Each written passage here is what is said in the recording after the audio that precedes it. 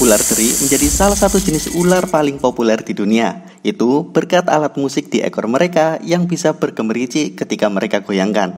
Dan semua orang pasti mengetahuinya bahwa itu bukan suara yang ingin mereka dengar.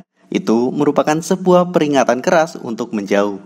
Tapi bagaimana ekor itu berbunyi?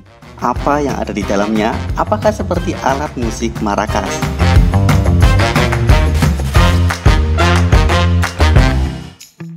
Hai, selamat datang di Teman Sains. Ular teri bisa kita temui di wilayah benua Amerika, mulai dari Kanada bagian selatan hingga Argentina bagian utara, dan biasa hidup di gurun atau padang rumput kering. Tetapi beberapa spesies hidup di dekat perairan. Ular teri biasanya bersarang atau ditemukan di bawah batu besar dan di antara tanaman gurun, serta berjemur di tengah jalan.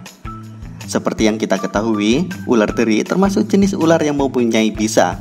Untungnya, gigitan ular teri punya tingkat kematian yang rendah, dapat ditangani dengan penanganan medis yang tepat dan bisa disembuhkan.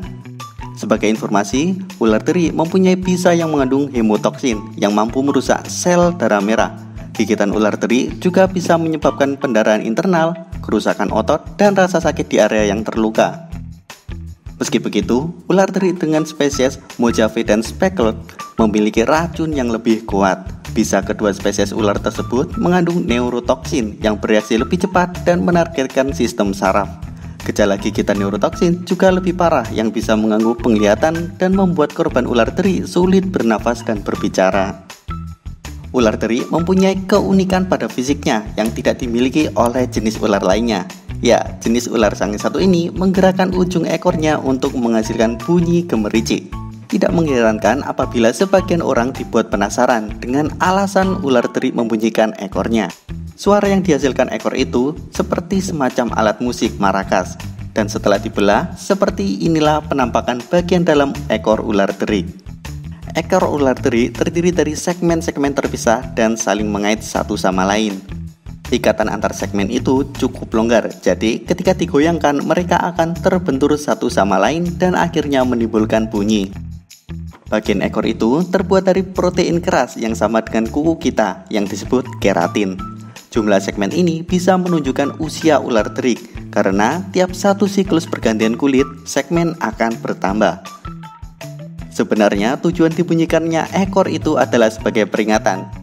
Bisa dikatakan ular teri cukup sopan karena memberikan peringatan bunyi terlebih dulu dan menunjukkan keberadaan mereka dibandingkan dengan spesies ular lainnya yang diam-diam lalu menggigit.